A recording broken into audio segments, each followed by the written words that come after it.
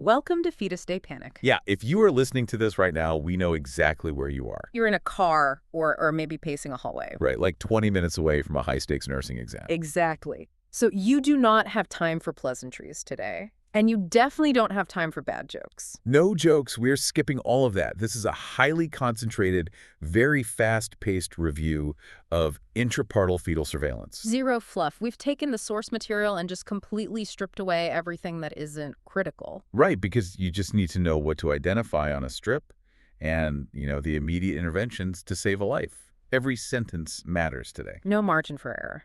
Let's just go straight into the physiology. Before we even touch a monitor, what actually kills the oxygen supply? Okay, so you're looking for three main pathological influences on fetal oxygenation. These are the big threats. Hit 'em. Number one is maternal hemorrhage. If mom loses blood volume. The baby loses oxygen. Exactly. Simple volume issue. Number two is the umbilicus, specifically if it's wrapped around the fetal neck or if it gets compressed. Because that's the pipeline. Right, that is the pipeline. You kink the pipe, the flow stops. And then the third one, which is kind of a catch-all. An important one. Yeah, it's absolutely any other interruption to maternal oxygenation or perfusion. So, asthma, drug-induced respiratory depression, hypotension. Basically, if mom isn't perfusing, the baby isn't breathing. That's the rule. Okay, so to catch those interruptions, we have two ways to listen: auscultation and electronic monitoring. Right. Auscultation is intermittent. You're just listening periodically with a Doppler. It's useful, but for high-risk situations, and definitely for your exam, we are focusing on electronic monitoring. Which can be continuous. Continuous or intermittent, yeah. But the real trap for students here is the hardware. You really have to understand the difference between internal and external monitoring. Right, let's focus heavily on the internal side because that's where the objective data comes from, the IUPC. The intrauterine pressure catheter. This is critical. The IUPC is the only tool that gives you objective numerical data on the power of the uterus. And it's measuring three specific things, right? Yes. Strength, duration, and frequency. Let's break those definitions down. The terminology is going to show up on the test. Let's start with the baseline pressure. Right, so that's your resting tone. This is the basal tone of the uterus between the contractions, and it's measured in millimeters of mercury. Why does that matter so much? Well, think about the anatomy. The uterus is a muscle. If it never relaxes, like if that resting tone is too high, blood flow can't return to the placenta. So the baby gets no break. Exactly. If the uterus is always tight, the fetus never recovers oxygen. So a high resting tone is dangerous. Got it. Next definition, duration. Duration is measured in seconds. That's the time from the beginning of the contraction waveform until it returns to that resting tone. Basically just how long the squeeze lasts. Right, and then frequency. Which is a huge trap on exams. Oh, it's the most common error. Frequency is measured in minutes. It is the time from the beginning of one contraction to the beginning of the next contraction. Start to start. Start to start. Do not, I repeat, do not measure from the end of one to the start of the next. That is the interval, not the frequency. Perfect. And the last one is strength. Strength is the altitude. It's a deviation from the resting tone up to the peak of the contraction. And because we're using an IUPC, we actually get a specific number for that, which brings us to a heavily bolded term in our notes: Montevideo units. Yeah, MVUs. How do we calculate that? This is the math part. You look at a 10-minute window. You take the peak pressure of each contraction, subtract the resting tone to get the magnitude of each one, and then you just add them all up. So you're adding up the total power over 10 minutes. Right. Now, contrast that with an external monitor. Say I'm just strapping a Toco transducer to the belly. Can I get MVUs from that? No, Yeah. absolutely not. You cannot document numeric strength with an external monitor. You can only use subjective terms. Like mild, moderate, strong. Exactly. If a test question asks for specific pressure in millimeters of mercury, and the scenario says you only have an external monitor, you can't provide it. You can only verify frequency and duration. That is a vital distinction.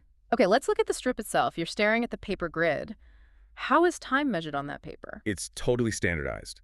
The heavy, dark vertical lines represent 1 minute, and the lighter, smaller grid lines represent 10 seconds. Memorize that scale. Okay. Heavy is a minute, light is 10 seconds. Yeah, you will need that to calculate the frequency and duration we just talked about. Okay, let's get invasive again. We talked about monitoring mom's contractions, but what about the baby? We're talking about the FSE. The fetal scalp electrode. You can think of this as an EKG for the fetus.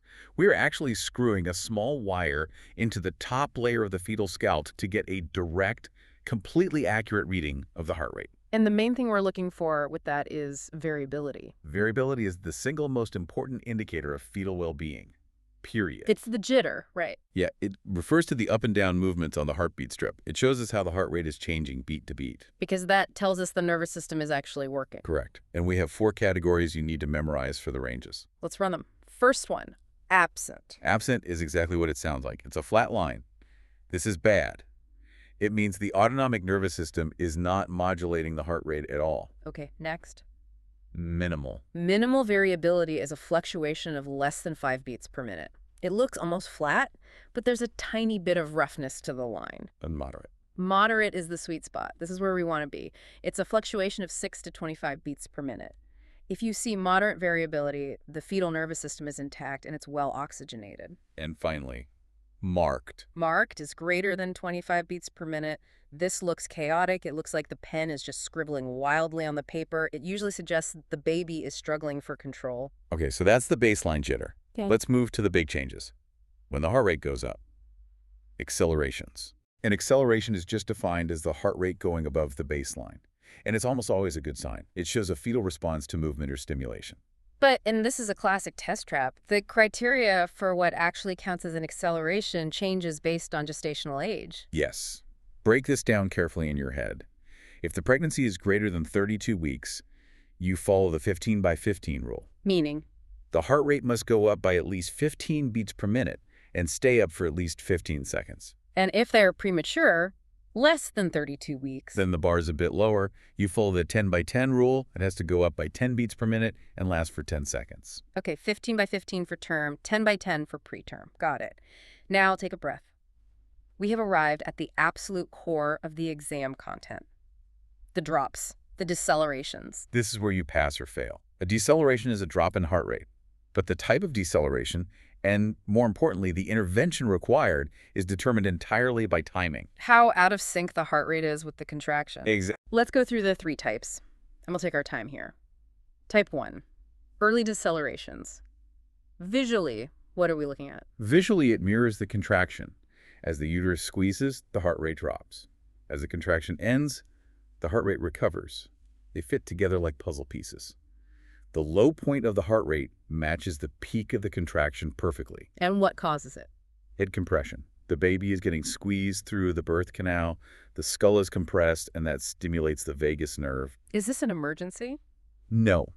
Usually early decels are not associated with any problems. Actually, if you see them, it can be a positive sign of progression. It means the baby is moving down. Though early in labor, it might indicate cephalopelvic disproportion. So what's the intervention? You just continue to monitor. You might perform a vaginal exam, a VE, to assess for descent or to look for the fetal head in the canal. But generally, we just watch. Okay, that's the easy one. Let's escalate. Type 2, variable decelerations. These look very distinctive. They're abrupt. They look like a U, a V, or a W on the strip.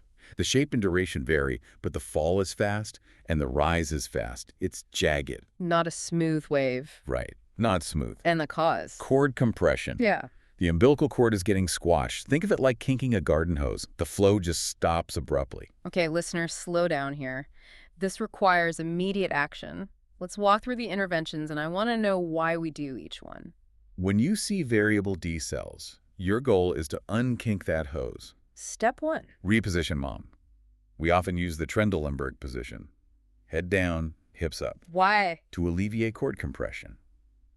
You're using gravity to physically shift the baby off the cord. Step 2. Administer IV fluids. Why IV fluids? To improve perfusion, you need to bulk up the maternal blood volume to push more oxygenated blood across the placenta. Next. Top the Pitocin.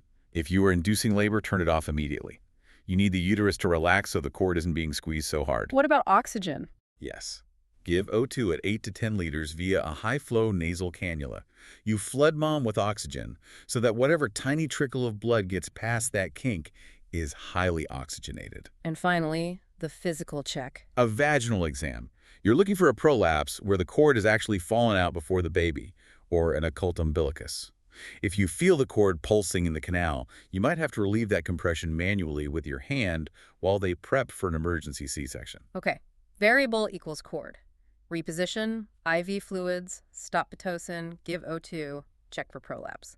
Now, type 3, the most dangerous one, late decelerations. These can be subtle, but they are deadly. Visually, the drop starts after the beginning of the contraction, often right near the peak. So the fetal response is delayed. Yes, delayed. The contraction happens, and then the heart rate drops. What does that delay tell us? It tells us we have uterine or placental compromise.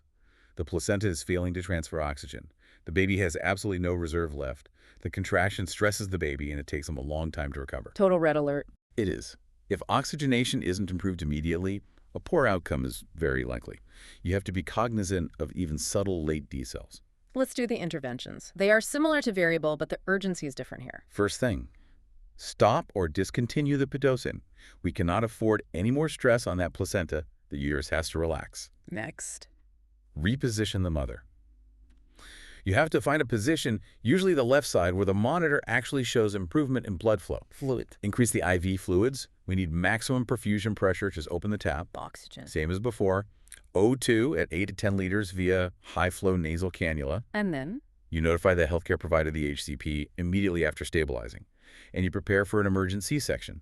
If the placenta is done, the baby has to come out right now. Wow. Okay, that is a lot of process. Yeah. We need to lock this in with the mnemonic. The ultimate memory aid for this exam is VEELTA. Let's break it down letter by letter. Yeah, write this vertically on your scratch paper as soon as you sit down. It aligns the deceleration type with the cause. First is V. V for variable deceleration. Matches with C. C for cord compression. Variable is cord. Next is E. E for early deceleration. Matches with H. H for head compression. Early is head. Next is A. A for acceleration. Matches with O. O for okay. Accelerations are okay. Oxygenation is good. And finally L. L for late deceleration. Matches with P. P for placental insufficiency. Late is placenta. VLECHEAO. Variable cord, early head, acceleration okay. Late placenta. Memorize it. It's the roadmap for the entire topic. It simplifies all that chaos. We have one final surveillance method to cover before we let you go. This usually happens before active labor even starts, the reactive non-stress test. Right, the NST. The concept here is we are monitoring for fetal heart rate changes when the baby moves. These are non-contractive movements. We just want to see if the heart speeds up when the baby kicks. Exactly. How does the actual test work? The mother holds a button, or a clicker. She clicks the button every time she feels movement. We then check the strip to see if her perception of movement matches a spike in the fetal heart rate. What's the magic number for a good result? You are looking for 2 accelerations within a 20-minute window. If you get that, the baby is considered reactive, which is what you want. And how do we categorize those results overall? 3 buckets. Category 1, everything looks good. Normal baseline, moderate variability, no bad decels. You can usually send her home. Category 2. That's the gray area, some good, some bad, or maybe just unclear. Maybe the heart rate is a little low, or there are minor decelerations or minimal variability. It just requires closer watching and more testing. And category 3. Immediate danger, significant bad results, non-reactive, recurrent late or variable decelerations. This usually prompts immediate delivery. And that is the content. That's the list. We've the physiology, the tools, the readings, and the interventions. And before you walk into that exam room, just realize that knowing this isn't only about passing the test. No, this is real-world practical application. Knowledge is safety. When you are staring at that strip, you are the first line of defense between a baby and a hypoxic brain injury. We're going to leave you with one final provocative thought to mull over as you walk in. We talked a lot about contractions today, measuring their strength, their frequency, calculating MVUs. But I really want you to think about the resting tone. It's a profound concept, honestly. The baby survives not because of the squeeze, but because of the relaxation. The pressure between the contractions is just as vital as the contractions themselves for the baby's survival. If there's no rest, there is no life. Watch the resting tone. Good luck on the exam. You've got this. Go get it. End session.